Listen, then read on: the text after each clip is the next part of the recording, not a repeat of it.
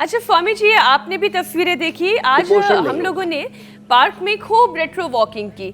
आप हमेशा ये कहते हैं कि आगे की तरफ तो चलना अच्छा है ही, लेकिन बैक वॉक, पीछे चलने की भी ये तकनीक घुटनों का दर्द, बैलेंस, दिमाग की एक्टिविटी के लिए बहुत जरूरी है। क्या इससे लेकिन स्वामी जी रोज करना सेफ है? और कितनी देर की रेट्रो वॉकिंग करनी चाहिए, बैक वॉक करनी चाहिए? देखो, 5 मिनट की बैक वॉक पर्याप्त है, केवल 5 मिनट की। कभी भी जिंदगी में पेट नहीं बढ़ेगा, कभी भी आपका बैलेंस नहीं बिगड़ेगा। ये बैलेंसिंग वाली प्रॉब्लम बहुत ज़्यादा आ रही है लोगों में आजकल। जो है फुट ड्रॉप की प्रॉब्लम, फ्लैट फुट की प्रॉब्लम, फिर पेट आगे निकल जाता है, कमर अंदर की तरफ धंस जाती है, और बहुत बैलेंस, पूरा स्ट्रक्चरल इम्बैलेंस बहुत बड़ी प्रॉब्लम है। और फिर पार्किंसंस, अल्जाइमर, डिमेंशिया, बहुत तरह की दिक्कतें होती हैं। बैक वॉक करने से पूरी एनर्जी का भी बैलेंस होता है हमारी। तो ये जो सामने चलना, पीछे चलना, सीधे रहना, और थोड़ी देर सीधे खड़े रहने के अलावा, सीधे तो हम नेचुरली खड़े ही रहते हैं, लेकिन कम से कम 5-10 मिनट जो शीर्षासन कर लेते हैं अपनी 25 से 50%, अब 25% तो साइंटिफिकली प्रूव हो गया है, ये तो प्रूवन ट्रूथ है कि यदि कोई व्यक्ति जो है 5 मिनट शीर्षासन कर ले तो जो है ये जो गुरुत्वाकर्षण के कारण से हमारी ऊर्जा का जो क्षय होता है, ये बहुत जरूरी है शीर्षासन। अब ऊर्जा का ऊर्ध्वारोहण इसमें हो जाता है, ये गजब है। तो इस अभी अलग अलग संदर्भों में पूरे विश्व में बड़ी बड़ी रिसर्च, बड़े बड़े अनुसंधान हो रहे हैं। तो जैसे सीधा चलना जरूरी है, ऐसे 5 मिनट उल्टा चलना है, सीधा खड़े होना जरूरी है वृक्षासन आदि में। यहाँ बच्चे भी चलो कर रहे हैं आसन अलग अलग, और ऐसे ही 5 मिनट शीर्षासन करना भी जरूरी है। ये बच्चे भी लगे पड़े हुए हैं, और सब तगड़े तगड़े बच्चे भी। हमारे पास सभी तरह का यहाँ पर सैंपल है, सभी तरह के प्रतिभान हैं, सभी तरह के आदर्श हमारे सामने हैं। यहाँ बच्चे शीर्षासन भी कर रहे हैं, बच्चे वेट भी उठा रहे हैं, और फिर से दोबारा से घुमाओ। अभी जो भारी भरकम लाए हैं भाई, इसको थोड़ा थोड़ा घुमा करके अभ्यास करना, 10-10 बार से शुरू करके।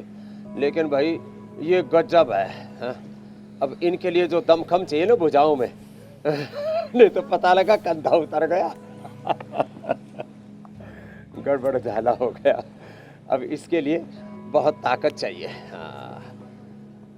तो ऐसे, और जिन लोगों को ये लगता है कि ताकत एक दिन में मिल जाती है, ऐसा नहीं है। इसके लिए भी कंसिस्टेंसी के साथ एफर्ट करना पड़ता है, हर दिन मेहनत करनी पड़ती है, और हर हफ्ते के साथ फिर धीरे धीरे धीरे धीरे करके वजन बढ़ाया जाता है। ऐसा नहीं पहले दिन में किसी ने 30 किलो 40 किलो उठा लिया। फिर आज ही सुबह मैंने स्वामी जी एक तस्वीर देखी थी, किसी ने वेट लिफ्टिंग करने की कोशिश की, वो वेट उनके सीने पर आकर गिरा और फिर उनकी मृत्यु हो गई। तो सावधानी बहुत जरूरी है जब भी आप वजन के साथ काम करते हैं। लेकिन भगवान ने हमें हमारा शरीर ही दे दिया है, इसी के अंग प्रत्यंगों को हम बैलेंस करके इसी को अपना वजन भी बना सकते हैं और इसी को हम हल्का भी कर सकते हैं।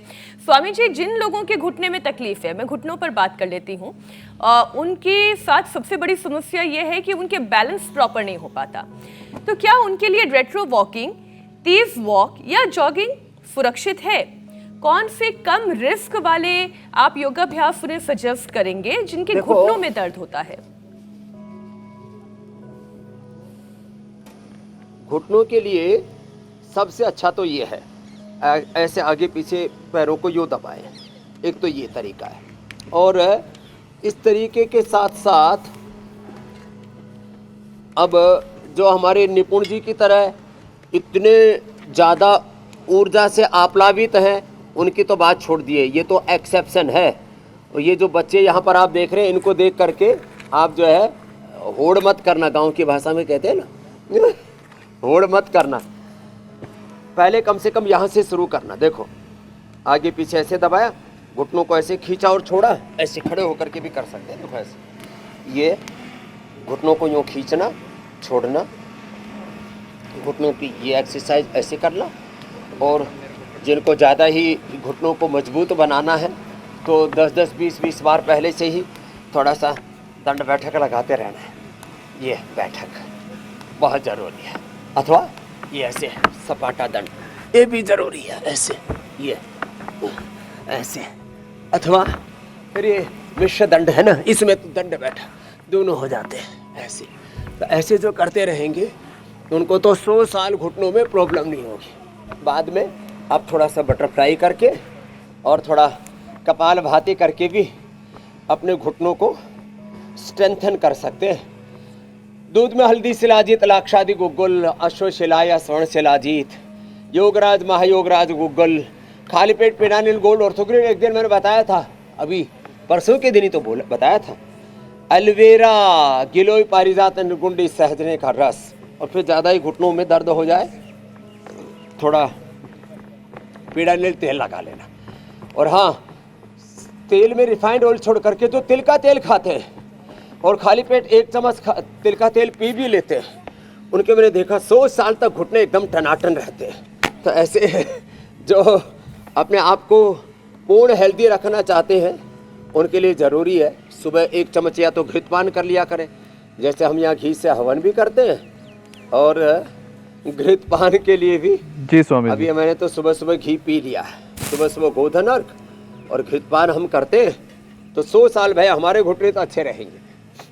अब स्वामी जी और सर्दियों में सर्दी से बचने के लिए थोड़ा केसर ले लिया मुंह में तो जुबान केसरी होगी, देखो पूरी जुबान केसरी। ये बढ़िया स्वामी जी आपने ये असली उपाय वाली बताया। केसरी है। हाँ, ये ओरिजिनल वाली है, वो भ्रामकता वाली नहीं है जो भ्रम में डाल के केसरी कर देते हैं।